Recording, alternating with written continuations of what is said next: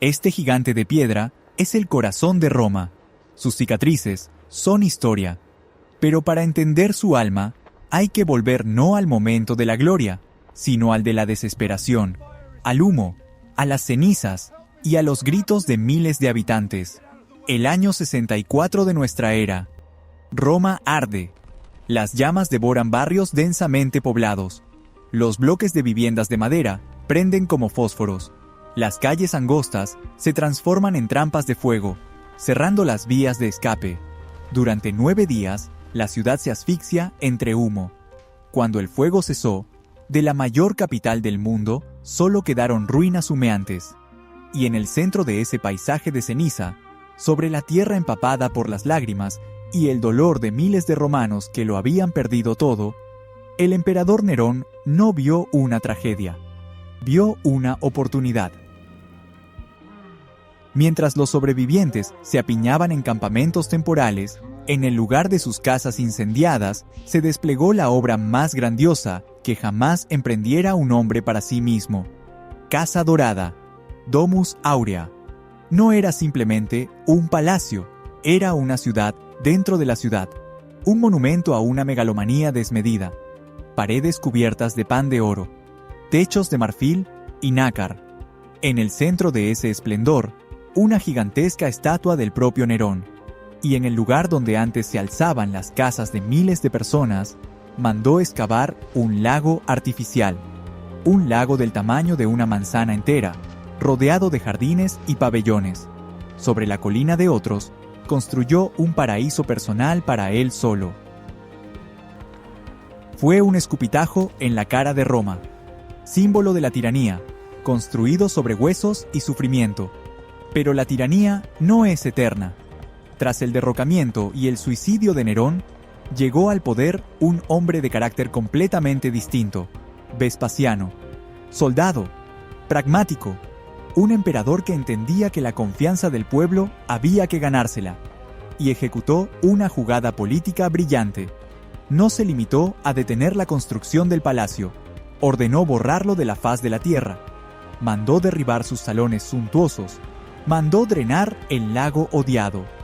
Vespasiano decidió devolver el espacio robado a los ciudadanos. Anunció que en el lugar del lago privado del tirano se construiría el anfiteatro más grande del mundo, un regalo del emperador al pueblo romano. Se tomó la decisión. Se derribó el monumento al egoísmo para dar paso a un símbolo de unidad. La tierra arrebatada por la fuerza volvía a manos de sus legítimos propietarios.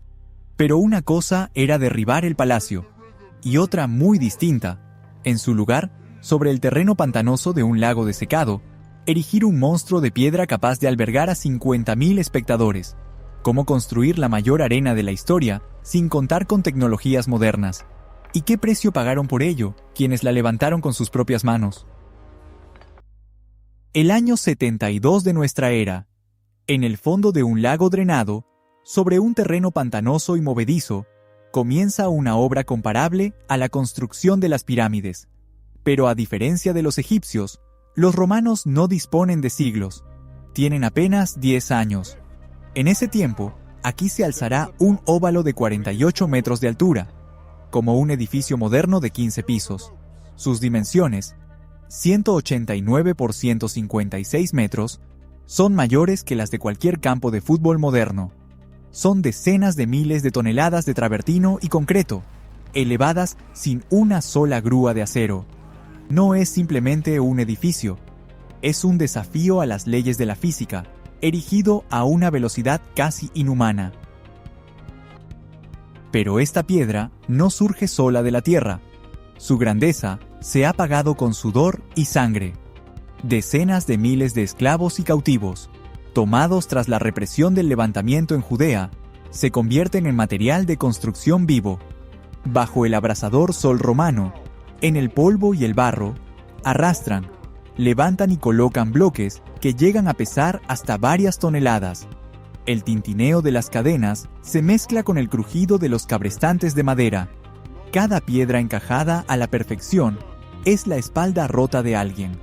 Cada nivel son años de vidas humanas entregadas por el derecho de la multitud al entretenimiento. El Coliseo no es solo un monumento al genio de la ingeniería, también encarna el sufrimiento silencioso de aquellos cuyos nombres la historia no ha conservado. Y sin embargo, esto no es simplemente una montaña de piedra apilada por esclavos, es una máquina de alta tecnología para la gestión de multitudes, que se adelantó a su tiempo 2000 años. Los espectadores no entraban de forma caótica. Cada uno tenía su boleto, un fragmento de cerámica con el número de la entrada, del sector y de la fila. 80 arcos de acceso permitían a 80.000 personas llenar o vaciar el anfiteatro en cuestión de minutos, una logística que envidiaría cualquier estadio moderno. Bajo la arena se ocultaban laberintos enteros de galerías subterráneas, donde gladiadores y fieras esperaban su salida, y sobre las cabezas del público se tensaba un gigantesco toldo de tela, el velario que los protegía del sol abrasador. Pero si hoy se observan de cerca sus muros, se descubren miles de cicatrices, extraños, simétricos y pulcros orificios que salpican la piedra. No son huellas del tiempo, no son heridas de armas de asedio, están demasiado ordenados, demasiado pensados, como si los constructores hubieran dejado un enigma silencioso incrustado en la propia estructura del edificio, cuya clave parecía perdida para siempre. Un misterio sellado en el corazón mismo del Coliseo. Todo ello, la increíble velocidad, la genial logística, la tragedia humana y los secretos ocultos, servía a un solo propósito: crear la escena perfecta. Cuando se colocó la última piedra y terminó el trabajo esclavo, las gradas se llenaron con una multitud rugiente. La máquina estaba lista para ponerse en marcha. Pero, ¿para qué espectáculo fue construida exactamente? ¿Qué sangre tendría que derramarse en esa arena para saciar la sed del público y justificar la muerte de decenas de miles de sus constructores? Hollywood nos mintió. Nos mostró a los gladiadores como héroes nobles, luchando por la libertad. Pero la verdad era mucho más sucia y aterradora. Los combatientes en la arena no representaban lo mejor de la nación. Eran los despojos de la sociedad. Esclavos, prisioneros de guerra, criminales, condenados a muerte. Sus vidas no valían nada. Eran material desechable en un gigantesco y sangriento espectáculo. Claro que había distintas especializaciones: el hábil retiario con su red y su tridente, el mirmillón fuertemente blindado, o el secutor que perseguía a su presa. La victoria ofrecía la posibilidad de fama, dinero y, quizá, algún día, la libertad.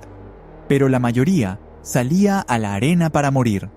Eran muertos vivientes, y cada combate era un intento desesperado por posponer lo inevitable. Pero lo más increíble no sucedía en la arena, sino debajo de ella. Allí, en la oscuridad eterna, se ocultaba el hipogeo, una verdadera ciudad subterránea, el motor de ese teatro de la muerte. Era un sistema complejísimo de corredores, túneles y jaulas, donde, tensos, cientos de gladiadores y animales salvajes aguardaban su turno. El aire olía a sudor, a miedo y a depredadores. Pero el corazón de ese mecanismo eran las plataformas elevadoras, decenas de ellas, movidas por esclavos, que podían de pronto llevar a la arena bañada por el sol a un león rugiente, a un oso enfurecido o a un nuevo contendiente. Para 80.000 espectadores en lo alto, aquello era magia, como si de la propia tierra brotaran, una y otra vez, nuevos participantes de ese cruel espectáculo. Y este espectáculo no se limitaba a los combates. La arena del Coliseo era un escenario versátil para cualquier fantasía. Se organizaban cacerías multitudinarias, soltando en la arena cientos de animales exóticos procedentes de lejanas provincias africanas y asiáticas. Elefantes, tigres, rinocerontes, jirafas, todos morían para la diversión de la multitud. Pero ni siquiera eso marcaba el límite del ingenio romano. Se podía retirar por completo el piso de madera. Un complejo sistema de compuertas permitía inundar todo el espacio con agua. Y entonces, El Coliseo se transformaba en un mar artificial, donde se representaban auténticas batallas navales, naumaquias. Barcos especialmente construidos se embestían entre sí, y los combatientes luchaban en las cubiertas, justo donde apenas unas horas antes se había derramado la sangre de los gladiadores. En el momento culminante de cualquier combate, cuando un luchador yacía derrotado y el otro se mantenía sobre él con la espada alzada, 80.000 pares de ojos se fijaban en un solo punto. En el palco imperial, todo quedaba en suspenso. Un silencio sepulcral reemplazaba el rugido de la multitud. El destino de un hombre lo decidía un gesto. Un único gesto de la mano del hombre más poderoso del mundo. Y aunque la cultura popular consolidó el mito del pulgar arriba o pulgar abajo, los historiadores aún discuten cómo era exactamente esa señal. Pero su esencia seguía intacta. Era el poder absoluto sobre la vida y la muerte, concentrado en un solo movimiento. Un drama que se representaba ante decenas de miles de testigos.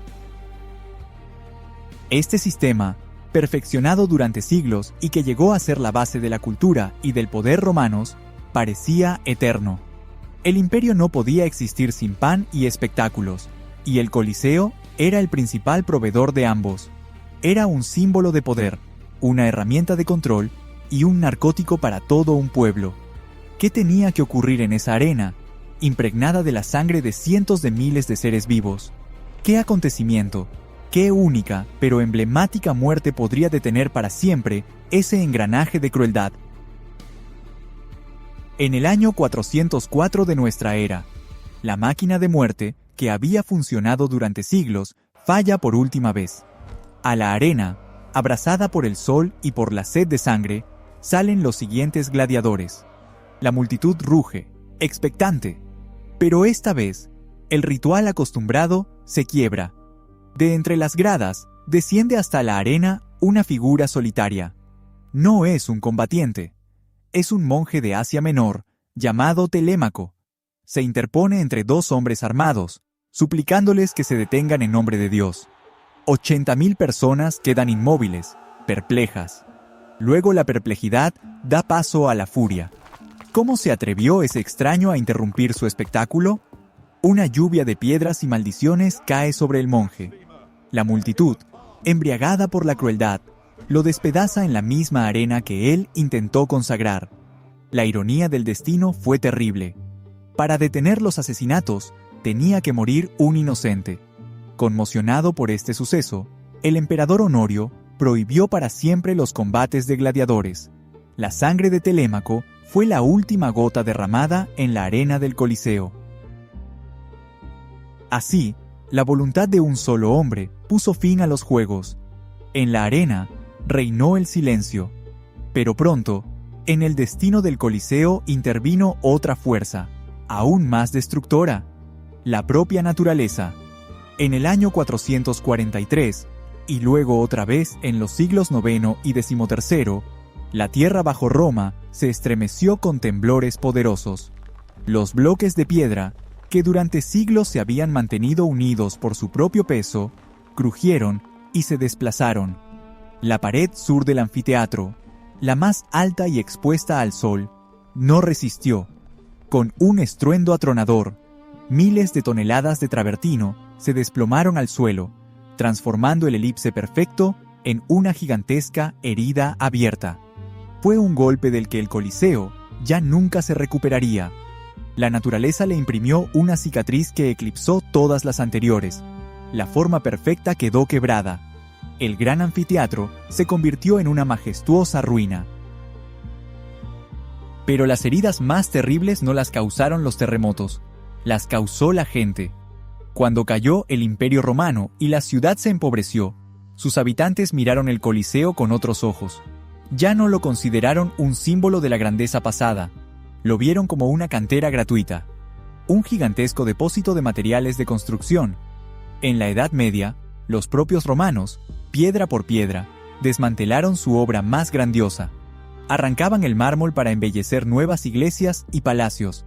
Sacaban de los muros las grapas de bronce que unían los bloques, para fundirlas y convertirlas en armas o en utensilios. Fueron esas grapas arrancadas las que dejaron en las paredes del Coliseo miles de huecos característicos que hoy parecen las marcas de la viruela. No son cicatrices del tiempo ni de la naturaleza, son heridas de la cortedad de miras y de la avaricia humana. La ciudad devoraba su propio corazón. Y ahí está, enmudecido, destrozado por los elementos, despojado por sus propios descendientes, un esqueleto de piedra, privado de su antiguo esplendor. Parecía el final, un lento apagarse y el olvido. Pero, ¿y si en la tierra donde durante siglos corrió la sangre y luego se amontonaron los escombros, pudiera germinar una vida completamente nueva e inesperada? ¿Qué puede brotar en la arena de la muerte cuando queda abandonada por siglos? Cuando se callaron los gritos de la multitud, otra vida llegó a las ruinas, sombría, silenciosa, sigilosa. En la Edad Media, los arcos de piedra del Coliseo, donde una vez se sentó la nobleza, se convirtieron en refugio para quienes la ciudad rechazó. Los sin techo, los delincuentes, los ermitaños, todos hallaban cobijo en sus fríos y resonantes corredores. El anfiteatro se transformó en un barrio de chabolas, en un laberinto vertical de desesperación. Pero mientras la gente solo buscaba cobijo en él, la propia naturaleza preparaba la mayor de las sorpresas. En el siglo XV llegaron los botánicos. Esperaban encontrar maleza y musgo, pero descubrieron algo increíble. En la arena, empapada de sangre, y sobre las piedras antiguas, crecía un jardín único con cientos de especies vegetales, muchas de ellas exóticas para Italia. Era un enigma. La respuesta resultó a la vez poética y cruel. Las semillas habían llegado allí siglos atrás. Habían llegado en las pieles de leones procedentes de Nubia, en el heno para elefantes traído desde Siria, en las patas de osos de bosques lejanos. La máquina de la muerte, sin saberlo, sembró las semillas de una nueva vida. Pero mientras la naturaleza iba sanando las heridas en la arena, la gente seguía haciendo otras en sus muros. El expolio no cesaba. Piedra a piedra, el símbolo más grande de Roma se desvanecía, convirtiéndose en los cimientos de nuevos palacios e iglesias. Parecía que nada podía detener esta lenta autodestrucción de la ciudad. Y entonces, a mediados del siglo XVIII, un hombre puso fin a todo eso. El Papa Benedicto XIV hizo lo que no pudieron lograr ni las leyes ni el temor. Cambió el alma misma de ese lugar.